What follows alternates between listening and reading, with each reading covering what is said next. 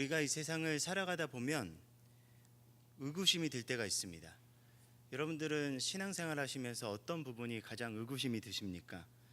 저는 아무래도 청년부를 맡고 있다 보니까요, 이제 청년들이 믿음 생활하면서 많은 의구심을 가집니다. 청년들뿐만이 아니라 우리가 모두가 다 이 세상을 살아갈 때 우리는 의구심이 들 때가 있습니다. 과연 험난한 이 세상 속에서 복음이 어떠한 의미를 가지나? 여러분들 그 부분에 있어서 충돌되는 것을 경험해 보신 적이 있으십니까? 과연 믿음이 우리에게 능력이 있는가?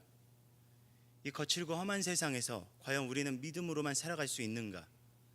여러분, 우리는 그런 생각이 들 때가 있습니다. 그런데 이것은 우리만 느꼈었던 부분이 아닙니다.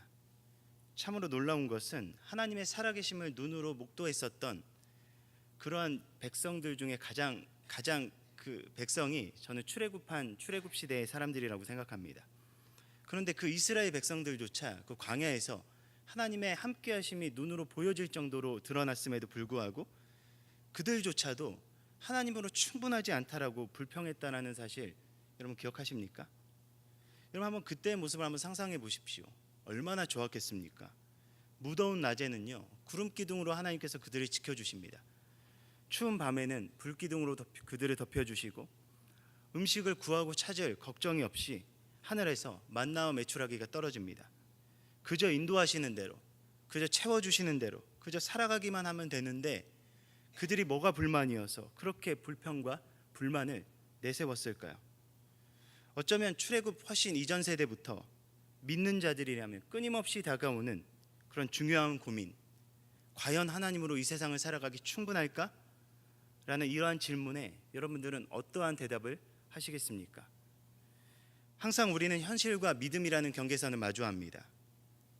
그래서 어떤 사람들은요, 현실과 믿음의 경계선을 잘 넘나드는 것을 지혜롭다라고 이야기합니다.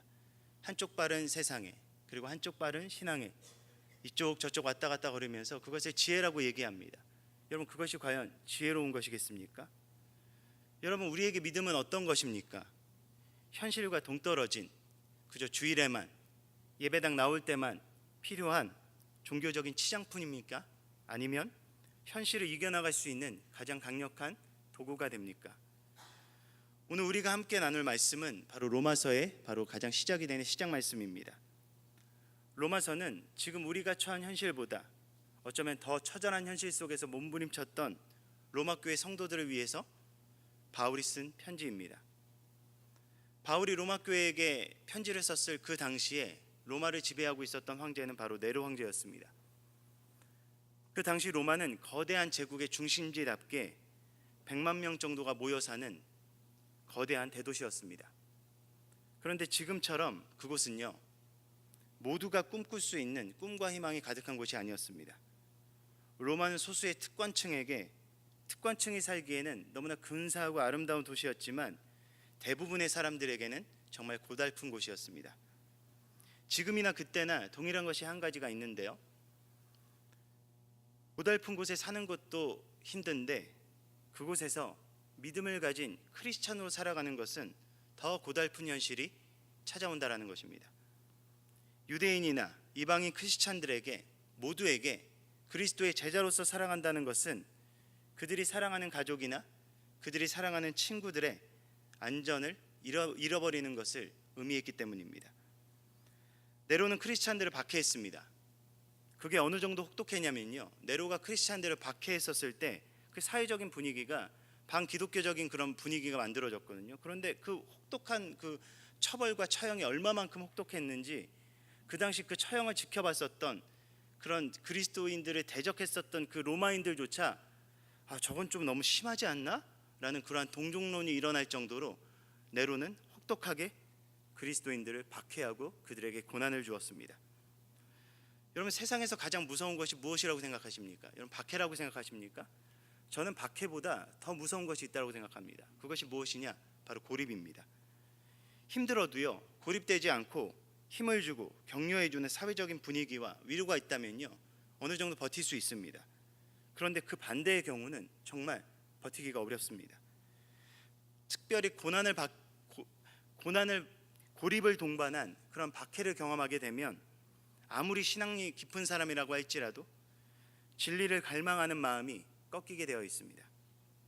고통과 고림만큼 사람을 절망적으로 무기력하게 만드는 도구가 없기 때문입니다. 고통과 절망 속에 있었던, 정말 그 고립 속에 있었던 로마 교회의 상태는 생각보다 심각했습니다. 어려운 상황 속에서 오히려 하나님의 말씀을 붙들고 믿음 안에서 살아갔어야 되는 그들이 하나님의 부르심을 버리고 자신의 존재와 가치를 잃어버리고 무너지기 시작했습니다. 사소한 문제로 교회에는 분쟁이 끊이질 않았고, 중요하지 않은 문제로 성도와 교회의 지도자들이 대립하였습니다. 서로 비난하고 세속적인 성장을 추구하고 헛된 철학과 가치를 쫓기 시작합니다. 그러는 사이에 전파되어야 될 복음의 가치가 사라지고요, 점차 힘을 잃어가고 온전히 귀를 기울여야 되는 복음의 진리가 아니라 마음에 끌리는 말에 귀를 기울이기 시작합니다. 여러분, 이 로마 교회가 처했었던 이 모습을 지금 우리 현대교회에서 그대로 찾아볼 수 있지 않습니까?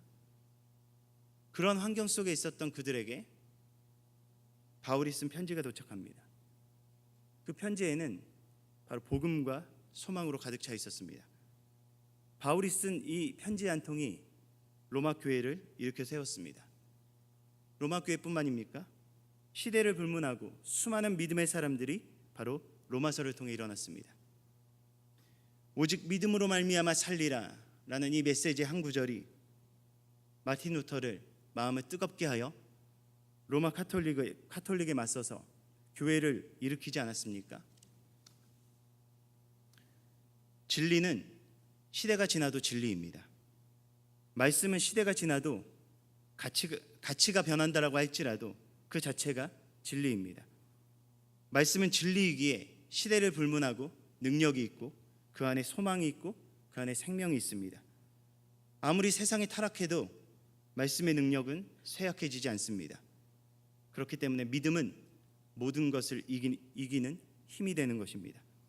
오늘 말씀을 통해서 어두워져가는 세상 속에서 믿음으로 살아갈 수 있는 힘을 발견하기 원하고요, 오직 믿음으로 승리하는 삶을 살아가도록 결단할 수 있는 귀한 시간 되길 예수님의 이름으로 축복합니다.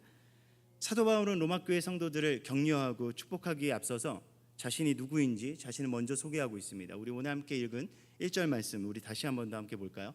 우리 1절 말씀 이번에는 우리 한 목소리로 우리 이 시간 같이 한번 읽어보도록 하겠습니다. 우리 1장 1절 말씀 우리 화면을 보시면서 우리 이 시간 함께 읽어보도록 하겠습니다. 함께 읽겠습니다. 시작. 예수 그리스도의 종 바울은 사도로 부르심을 받아 하나님의 복음을 위하여 택정함을 입었으니. 여기서 우리가 알아야 할 중요한 사실이 있는데요, 바로 편지를 받는 로마 교회 성도들의 대부분은요 사도 바울을 만난 적이 없었다는 것입니다. 이들은 사도 바울의 명성을 익히 들어 알고 있었지만 실제로 사도 바울을 만난 적이 없었습니다. 그에 대해서 알고 있었지만 만난 적이 없는 그들에게 편지를 쓰는 사도 바울이 편지의 서두에 자신을 소개하는데 자신을 소개할 수 있는 수많은 명칭이 있었을 것입니다. 여러분, 누군가에게 편지를 쓸 때요, 그 편지의 첫 번째 윗자락에 자신을 소개할 때 여러분들은 어떻게 여러분을 스스로를 소개하시겠습니까? 더군다나 이곳에 있었던 사람들은요, 로마의 중심지에 있는 그 로마 그 수도라는 그 중심지에 있는 자들에게 편지를 쓸 때 사도 바울은 어떤 마음으로 편지를 썼을까요? 여러분은 어떻게 편지를 쓰시겠습니까? 아마 사도 바울은 자신을 소개할 수 있는 수많은 명칭이 있었을 것입니다. 수많은 형용사가 있었을 것입니다. 그럼에도 불구하고 자신의 명성, 자신의 지위, 자신이 누렸었던 모든 것들을 다 뒤로하고요, 사도 바울은 자신은 무엇이라고 설명하느냐? 자신은 예수 그리스도의 종이다라고 설명하고 있습니다. 여기서 종이라는 말은 둘로스라는 말인데요, 이 뜻은 말 그대로 자유를 상실한 노예라는 뜻입니다. 그냥 종도 여러 가지 종류가 있을 수 있지만 완전히 자신의 자유를 박탈당한 그런 노예라는 뜻이라는 것입니다. 이집트에서 종살이했었던 이스라엘 백성들, 출애굽했었을 때 그 당시 이스라엘 백성들의 그 상태를 딱 보여주는 그러한 단어입니다. 그 당시 초대교회 구성원들 중에서는 자유를 상실한 노예가 없었을까요? 어쩌면 종에 대한 표현은 정말 극히 예민하고 표현하기 힘든 단어였을 수도 있지만 이것보다 더 정확하게 바울의 상태를 설명하는 단어가 없었기 때문에 사도 바울은 이 단어를 선택합니다. 이것은 바울뿐만이 아닙니다. 베드로와 요한도 자신을 표현할 때, 그리고 주님을 따르던 많은 사람들도 그들 스스로에게 주어진 자유를 스스로 포기하고 그리스도의 종이길 자처했습니다. 바울은 스스로를 그리스도의 종이라고 말하고 그가 무엇에 부름받았다고 고백하고 있습니까? 사도로 부름받았다고 고백합니다. 그리고 무엇을 위해 택정함을 입었다라고 고백합니까? 복음을 위해서 택정함을 입었다라고 자신을 설명하고 있습니다. 여기서 택정함이란 분리하다, 보존하다, 그런 뜻을 가지고 있습니다. 다시 말하면 바울은 그리스도의 종이로서, 사도로서 부름을 받아 복음을 위해 분리된, 구별된 그런 삶으로 부름을 받았다라고 고백하고 있는 것입니다. 이것은 바울만의 부르심이겠습니까? 죽을 수밖에 없는 우리가 사방에서 생명으로 건져졌습니다. 그러한 구원함을 입은 우리가 어찌 살아야 되겠습니까? 우리가 그리스도와 함께 십자가에 못 박힌 존재라는 것을 믿는다면 이제는 우리의 육체가 우리 자신을 위한 것이 아니라, 다른 것을 표현할 수 있는, 형용사로 우리 자신을 표현할 수 있는 것이 아니라 우리의 모든 것이 예수 그리스도를 믿는 그러한 믿음 안에서 사는 것임을 우리가 고백하고 믿을 수 있어야 되지 않겠습니까? 여러분, 우리는 우리 스스로를 누구라 칭합니까? 여러분 스스로를 소개하는 여러 가지 문구가 있겠지만, 여러분 어떠한 문구로 여러분 스스로를 소개하고 자랑스럽게 여기십니까? 우리는 우리 스스로가 내가 어떤 사람인지, 내가 어떠한 부르심이 있는지 스스로 정의 내려볼 수 있어야 된다고 저는 생각합니다. 바울은 그리스도의 종으로서 살아가는 것이, 복음으로서 살아가는, 복음을 증거하는 사명으로 살아가는 것을 그 무엇보다 자랑스럽게 여겼습니다. 자신이 가진 어떤 커리어보다, 어떠한 경험이나 자신이 이룬 그 어떤 명성보다도 말입니다. 우리는 어떤가요? 우리가 그리스도의 종된 삶을 살아가며 우리가 크리스찬임을 자랑스럽게 여기며 살아가고 있습니까? 우리가 크리스찬임을, 하나님은 살아계시지 않다라고 부인하는 이러한 세상 한복판에서 이 떳떳하게 이야기할 수 있을 만큼 우리는 확신을 가지고 살아가고 있습니까? 나의 부르심이, 나의 삶의 이유가 바로 복음을 위한 것임을 우리는 만나는 사람마다 그것을 고백할 수 있습니까?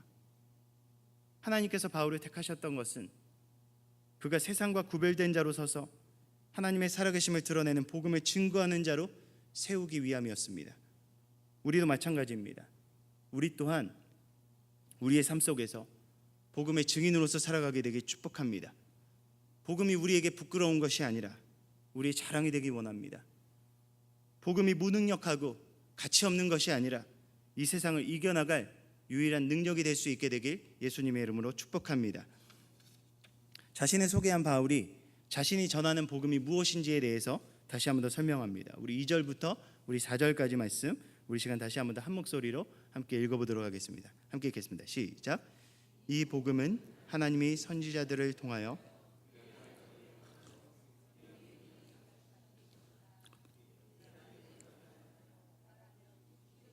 다윗의 혈통에서 나셨고 성결의 영으로는 죽은 자들 가운데서 부활하사 능력으로 하나님의 아들로 선포되셨으니 곧 우리 주 예수 그리스도시라.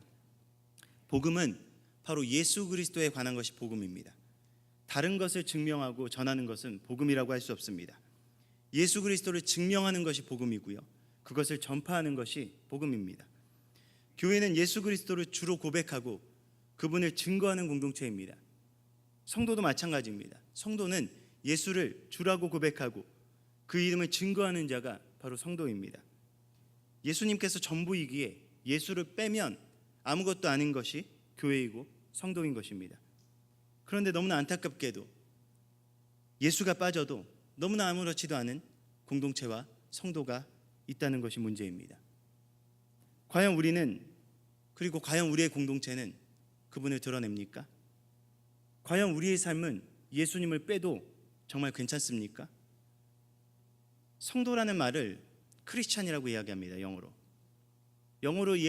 만들어진 크리스찬에서요, 예수님을 지칭하는 크라이스트를 빼면 단어 자체가 만들어지지 않습니다. 아무것도 아닙니다. 그러면 그 말은 무엇입니까? 크리스찬은 크라이스트, 예수가 빠지면 만들어지지 않는다는 것입니다. 그런데도 불구하고 우리의 삶에 예수님을 빼도 너무나 아무렇지도 않다면 여러분, 이것처럼 가장 큰 문제가 어디 있겠습니까? 바울이 믿고 증거하는 예수님이 누구입니까? 2절은 고백합니다. 예수님은 이미 약속된 분이라고 이야기합니다. 구약 성경에서 오실 분이라고 끊임없이 증거하셨던 분이 바로 예수님 아닙니까? 또한 3절은 그가 다윗의 혈통이라고 고백합니다. 무슨 의미인가요? 예수님께서는 실제 역사 가운데 실제로 오셔서 실제로 계셨던 분임을 고백하는 것입니다. 신화나 허구가 아니라 역사적 사실임을, 실제 인간의 몸을 입고 오신 인간이셨음을 고백하는 것입니다. 거기서 그치지 않습니다. 4절은 무엇이라고 고백합니까? 인간의 몸을 입고 오신 예수님께서 죽은 자 가운데서 부활하신 하나님의 아들이라고 고백하고 있지 않습니까? 바울은 이렇게 증거하는 것입니다. 예수님을 살아계신 하나님의 아들이시요 실제적인 인간의 역사 가운데 바로 오신 그분이 바로 죽으시고 부활하셨다라고 고백하고 있는 것입니다. 여러분, 이것이 복음이 증거하는 메시지입니다. 수많은 시간 동안 하나님께서 계획하시고 우리의 죄를 사하시기 위해 이 땅 가운데 역사적 사건으로 실제적으로 보내시고 이 땅에 오신 분이 바로 예수 그리스도라는 것입니다. 어려서부터 교회에서 자라온 이들에게 이것은 새로운 것이 아닙니다. 여러분, 우리는 어떻습니까? 우리가 신앙생활 오래 하다 보면 여러분, 이것은 놀라운 비밀이 아닙니다. 너무나 익숙한 사실이 됩니다. 저는 목사의 아들로 자랐습니다. 어려서부터 목사의 아들로서 교회에서 생활하다 보니까요, 정말 귀에 못이 박히도록 들었었던 내용이 바로 이 내용입니다. 이 복음의 메시지였습니다. 그런데 중요한 것이 아는 게 아닌 것임을 깨달았습니다. 여러분, 아는 게 중요한 게 아닌 것입니다. 무엇이 중요합니까? 믿는 게 중요합니다. 믿느냐에서 그치는 것이 아니라 믿는 대로 사느냐가 중요합니다. 우리에게 예수님은 어떤 분입니까? 성경이 증거하는 대로 우리는 과연 예수님을 그렇게 믿고 있습니까? 그리고 우리는 그 믿음으로 우리는 과연 어떻게 살아가고 있습니까? 우리가 진정으로 예수님을 믿는다면 여러분, 우리의 삶이 달라집니다. 여러분, 복음을 믿는다는 것은 무엇을 믿는 것입니까? 죽을 수밖에 없었던 우리를 하나님의 본체이신 예수님께서 인간의 몸을 입으시고 이 땅 가운데 오셔서 우리를 대신해서 죽으시고 그 사랑으로 우리를 하나님의 자녀 삼으셨다는 것입니다. 결국 복음은요, 예수 그리스도를 통한 끊을 수 없는 하나님의 사랑을 믿고 받아들이고 그 사랑으로 사는 것을 의미하는 것입니다. 복음이 힘이 없나요? 아닙니다. 복음이 힘이 있을 수밖에 없는 이유는 딱 한 가지입니다. 바로 복음이 사랑이기 때문입니다. 여러분, 제가 좋아하는 찬양 중에 주께 가오니라는 찬양이 있습니다. 여러분, 그 찬양 여러분들도 아시죠? 주께 가오니 날 새롭게 하시고. 여러분, 그 찬양의 영어 제목이 무엇인지 아십니까? 바로 The Power of Love입니다. 사랑의 힘입니다. 그 사랑의 힘이 무엇을 고백합니까? 그 후렴구가 고백하는 내용이 이것입니다. 독수리 날개쳐 올라가듯 우리가 주님과 함께 일어나 걸을 수 있는 이유는 바로 주 사랑이 나를 붙드시기 때문이다 라고 고백하는 내용이 그 주께 가오니라는 찬양의 후렴구 가사입니다. 여러분, 세상 사람들도요, 사랑에 힘이 있다라고 이야기합니다. 여러분, 모성애를 한번 살펴보십시오. 얼마나 어머니의 사랑에 힘이 있습니까? 여러분, 불완전한 인간의 사랑도요, 살아갈 수 있는 힘이 됩니다. 살아가는 원동력을 제공합니다. 그런데 하물며 하나님의 사랑입니다. 무한하고 끝이 없고 시들지 않는 사랑입니다. 우리를 너무나 사랑하셔서 그 유일한 아들 예수 그리스도를 보내셔서 죽일 만큼 우리를 사랑하셨다는 그 증거가 여러분, 바로 복음입니다. 그리고 그 사랑의 열매가 바로 우리 한 사람입니다. 세상은 한 사람이 가치 없고 한 사람은 다수를 위해서 어쩔 수 없이 희생하고 포기해야 된다라고 이야기하지만 예수님께서는 그 한 사람을 위해 바로 십자가를 지셨습니다. 그렇게 우리는 무가치하고 무익한 존재가 아니라 예수 그리스도의 사랑 안에서 천하보다 더 귀한 존재가 되는 것입니다. 세상은 아무리 우리를 작은 자라고 여길지라도 그리스도 안에서 우리는 가장 존귀하고 가치 있는 자가 되는 것입니다. 여러분, 이 사랑이 힘이 없습니까? 우리가 진짜 이 사랑을 믿는다면, 우리가 진짜 이 사랑 안에 거한다면 과연 두려울 것이 무엇이 있겠습니까? 과연 걱정할 것이 무엇이 있겠습니까? 과연 우리 삶 가운데 풀리지 못하는 문제가 무엇이 있겠습니까? 여러분, 결국 사랑이 답이며 사랑이 힘이며 사랑이 열쇠입니다. 그 열쇠를 복음 안에서 예수 그리스도를 통해 주신 하나님의 사랑 안에서 온전히 찾게 될 수 있는 우리 모두가 되길 예수님의 이름으로 축복합니다. 그렇기 때문에 사도 바울은 우리에게는 부르심이 있다라고 고백하고 있습니다. 우리 5절부터 6절까지 말씀 우리 시간 다시 한번 더 한 목소리로 읽어보도록 하겠습니다. 함께 읽겠습니다. 시작. 그로 말미암아 우리가 은혜와 사도의 직분을 받아 그의 이름을 위하여 모든 이방인 중에서 믿어 순종하게 하나니 너희도 그들 중에서 예수 그리스도의 것으로 부름을 받은 자니라. 우리에게 어떤 부르심이 있다고 고백합니까? 예수 그리스도의 것으로 부르심이 있다고 고백하고 있습니다. 예수님을 통한 그 사랑으로 우리가 죽음 가운데 건져졌다면 우리는 더 이상 우리 스스로의 것이 아니라 예수님의 것이라고 고백하는 것입니다. 우리는 예수 그리스도의 것으로 부름받았기 때문에 우리에게 요구되는 것이 무엇입니까? 바로 5절에 나오는 믿어 순종하는 것입니다. 여러분, 순종이 무엇입니까? 여러분, 순종이 무엇이라고 생각합니까? 찰스 스윈들이라는 목사님은 순종에 대한 부분을 표현할 때 이렇게 표현하고 있습니다.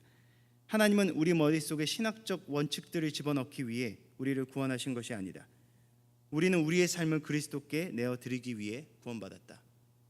순종은 머리로만 믿는 것이 아니라는 것입니다. 믿는 대로 살아가는 것이 순종입니다. 하나님을 사랑하고 그 사랑으로 이웃을 사랑하는 것을 실천하는 것이 순종이고요, 세상의 방법대로가 아니라 말씀이 지시하는 그 방향으로 살아가는 것이 여러분 순종입니다. 그렇게 진정한 믿음은요, 행위가 아니라 삶을 동반하게 되어 있습니다. 행위에서 그치는 것이 아니라 삶 자체로 그냥 흘러나가게 되어져 있는 것입니다. 여러분, 순종은 믿고 따르는 것입니다. 내 생각보다, 내가 옳다고 여기는 것보다 말씀을 그 위에 놓고, 주님의 가르침을 그 위에 놓고 그것에 절대적인 우선순위를 드리는 것입니다. 그렇기 때문에 성도의 삶은요, 구별될 수밖에 없습니다. 7절 전반부에는요, 또 다른 부르심이 나옵니다. 무엇이라고 기록하냐면요, 로마에서 하나님의 사랑을 받고 성도로 부르심을 받은 모든 자에게라고 기록하고 있습니다. 하나님의 사랑하심을 받은 자, 그들에게 무슨 부르심이 있습니까? 성도의 부르심이 있다는 것입니다. 예수 그리스도를 통해 사랑받은 자의 부르심은 바로 성도라는 것입니다. 여러분, 성도가 무엇인가요? 성도가 무엇인가요? 여러분, 우리는 성도에 대해서 착각할 때가 있습니다. 성도의 개념이요, 너무 이상해졌습니다. 교회 와서 집사 되기 전에 직분이 성도입니까? 제가 사역을 하다 보면 이제 이분이 집사님인지 권사님인지 누구인지 모르니까 어쩔 때는 어떤 성도님이라고 부를 때가 있습니다. 그러면 어떤 분들은요, 되게 기분 나빠하세요. 나보고 성도라니, 너 집사인데, 나 장로인데, 지금 날 뭘로 보고 그런 소리 하는 거야? 여러분, 성도는요, 직분의 개념이 아닙니다. 하나님의 사랑을 입은 자가 성도의 부르심이 있다라고 고백하고 있지 않습니까?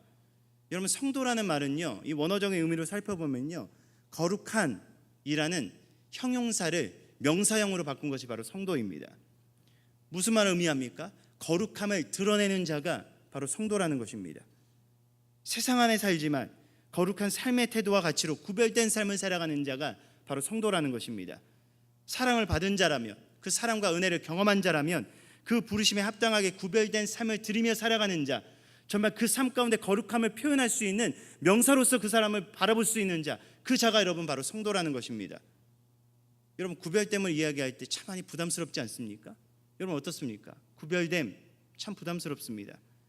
여러분, 세상 안에서 살아가기도 힘든데요, 세상의 가치대로 쫓아서 살아가기도 힘들고 아둥바둥 생존하기도 힘든데, 구별, 거룩, 참 세상 물정 모르는 소리 같지 않습니까? 그런데요, 구별되면 죽을 것 같고 손해보는 것 같고 무너지는 것 같지만, 여러분 기억해야 되는 것은 그 구별됨이 성도를 살아있게 합니다. 여러분, 그 구별됨이 교회를 거룩하게 합니다. 여러분, 지금 교회를 보십시오. 현대를 살아가는 성도들의 모습을 보십시오. 교회가 세상과 구별됨이 있습니까? 똑같이 싸우고 똑같이 기득권을 누리려 하고 똑같이 부패합니다. 하나님의 사랑으로 부름받은 우리가 정작 사랑이 없습니다. 사랑으로 심겨졌으면 사랑으로 열매 맺어야 되는데, 너무나 안타깝게도 교회 안에서 더 싸우고 서로 이간질하고 편을 나누기 시작합니다. 우리가 구별되어 거룩한 삶을 살아가지 못하자 교회가 무너지는 것입니다. 여러분, 믿음이 힘이 없어 보이는 것입니다. 여러분, 세상이 약해서 교회가 힘을 잃어가는 것이 아닙니다. 우리가 구별된 삶을 살아가는 것에 실패하자 교회가 힘을 잃어가는 것입니다. 더 처절한 환경 속에서도 구별된 삶을 살아갔던 정말 수많은 영적 증인들이 이 말씀 안에 기록되어 있지 않습니까? 여러분, 그들이 망했습니까? 그들이 실패했습니까? 세상은 그렇게 볼 수 있겠죠. 그렇지만 그들은 하나님께서 붙으셨습니다. 하나님께서 붙으셨던 그들 가운데 놀라운 영향력이 펼쳐지지 않았습니까? 그 작은 초대교회 무리들 앞에 로마 정부가 무릎 꿇었습니다. 그들은 누구보다 영향력 있었고 누구보다 당당하고 그 어떤 것에도 흔들리지 않는 확신 안에 서 있었던 자들이었습니다. 여러분, 우리도 그러한 확신 안에 구별된 삶을 살아갈 수 있게 되길 축복합니다. 삶의 작은 부분에서부터 구별된 삶을 살아가고자 몸부림칠 수 있는 우리 모두가 되길 예수님의 이름으로 축복합니다. 그렇게 바울은 부르심 안에 있는 자들이 어떠한 축복을 가지고 있는지 다시 한 번 더 7절에 고백합니다. 우리 7절 말씀 우리 마지막으로 한 목소리로 읽어보도록 하겠습니다. 함께 읽겠습니다. 시작. 로마에서 하나님의 사랑하심을 받고 성도로 부르심을 받은 모든 자에게 하나님이 우리 주 아버지와 주 예수 그리스도로부터 은혜와 평강이 있기를 원하노라. 바울이 그가 전하는 모든 서신서에서 그의 성도들에게 동일하게 축복하는 내용이 바로 이 장면입니다. 그가 성도가 누리는 축복이 무엇이라고 설명합니까? 바로 하나님과 예수님으로부터 오는 은혜와 평강입니다. 여러분, 우리는 축복을 착각합니다. 세상에서 누리는 물질적인 축복, 환경적인 응답 이런 것으로 착각합니다. 그렇지만 사도 바울이 그들에게 주는 축복은요, 하나님과 예수님으로부터 오는 은혜와 평강을 구했다라는 사실 우리는 기억해야 됩니다. 여러분, 이것이 이 세상을 살아나가는 힘이 됩니다. 우리가 돈이 많아서 이 세상에서 믿음을 가지고 살아갈 수 있는 게 아니라요, 우리의 환경적인 응답이 와서 이 세상에서 믿음으로 살아갈 수 있는 것이 아니라 바로 하나님으로부터 오는 평강과 기쁨과 은혜가 있어야 우리가 이 세상을 믿음으로 이겨나갈 수 있다는 것입니다. 오늘 말씀이 무엇이라고 고백합니까? 하나님께서 우리의 아버지가 되시고 예수님께서 우리의 주인이 되신다, 주님이 되신다라고 고백합니다. 하나님께서 우리의 아버지가 되시고 예수님께서 우리의 주인이 되시는데 우리 버리시겠습니까? 그분과 함께하는 길이, 그분을 따르는 길이 과연 절망이겠습니까? 믿음만으로 안 된다라고 외치는 세상 속에서 오직 믿음으로만 살아가는 자들이 이 축복을 경험합니다. 하나님께서 주시는 은혜와 평강, 이것을 경험하기에 세상과 다른 길을 걸을 수 있는 것입니다. 세상의 성공과는 다른 길을 걸어도 좁은 길을 가는데도 불구하고 그 안에서 기쁨을 누릴 수가 있는 것입니다. 세상의 기준에선 실패한 삶 같은데 그 안에서 기뻐하며 감사하며 찬양할 수 있는 것입니다. 하나님께서 우리의 아버지 되신 것과 예수님께서 우리의 주인이 되신 것을 믿기에 그분께서 우리의 선한 목자가 되신 것을 믿기 때문에 사망의 음침한 골짜기를 다닌다라고 할지라도 두려워하지 않을 수 있는 것입니다. 원수의 목전에서도 우리 앞에 은혜의 상을 차려주시는 그 하나님의 인도하심을 경험하는 것입니다. 나는 가진 것 하나도 없어도 나의 삶의 빈잔이 그분의 사랑으로 채워지는 것을 바라볼 수 있는 것입니다. 우리를 붙드시는 하나님께서 영원하신 분이시기 때문에 나의 평생에 그의 선하심과 인자하심이 반드시 나를 따를 것이라는 것을 믿음으로 확신할 수 있는 것입니다. 하나님을 붙들고 구별된 삶을 살아갔던 믿음의 삶을 살아갔었던 믿음의 사람들은요, 오히려 절망 속에서 절망하지 않았습니다. 팔려가고 옥에 갇혔었던 요셉은 형통함을 경험했습니다. 사자굴에 떨어진 다니엘 한번 생각해 보십시오. 여러분, 사자굴에 던진 사람들이요, 잠을 못 잤어요. 다니엘 사자굴에 던져라라고 명령한 왕이 밤새 잠을 못 잤습니다. 그런데 다니엘은 어땠을 것 같습니까? 저는요, 사자굴 안에서 하나님께서 함께 하심을 경험하고요, 그 안에서 저는 꿀잠을 잤다라고 생각합니다. 여러분, 풀무불에 던져진 다니엘의 친구들 생각해 보십시오. 풀무불에 던진 병사들이 불에 탔다라고 기록합니다. 그런데 그 안에 던져진 그들은 어떻게 됐습니까? 오히려 그 안에서 하나님을 찬양하지 않았습니까? 감옥에 갇힌 바울과 실라는요, 그 자리에서 찬양 집회를 열었습니다. 여러분, 제일 센 사람이 나오는데요, 그게 누구냐? 바로 스데반입니다. 스데반은 어떻습니까? 돌에 맞아서 피가 철철 흐르며 죽어가는데요, 그를 지배했었던 건 고통과 배신감과 아픔이 아니라 천국의 기쁨을 맛보았었다는 사실입니다. 여러분, 이들은 세상이 줄 수 없는 평안과 기쁨을 누렸습니다. 여러분, 같은 하나님을 믿는데, 같은 복음 안에 있는데 왜 우리는 처절한 삶의 현실에서 이러한 은혜와 평강을 누리지 못하는 것일까요? 여러분, 하나님이 문제인 것일까요? 아니면 시대가 바뀌어서 하나님의 능력이 감소한 것일까요? 아닙니다. 하나님은 여전히 살아계시고, 하나님은 여전히 역사하시며, 하나님은 여전히 그들의 성도 가운데 일하십니다. 이 부르심 앞에 우리가 다시금 순종해야 되지 않겠습니까? 다시 오지 않을 우리의 인생, 이제는 그 부르심 앞에 순종하여 이 세상을 살아도 정말 다른 삶을 살아감으로 정말 우리의 삶 가운데서 사도 바울이 그러했었던 것처럼, 초대교회 성도들이 몸부림쳤던 것처럼 이 험악한 세상 가운데 복음으로 우리가 충분히 살아갈 수 있고, 하나님께서 우리 삶 가운데 살아서 역사하심을 우리의 삶을 통해 증거하고 증명해낼 수 있는 우리 모두가 되길 예수님의 이름으로 간절히 축복합니다.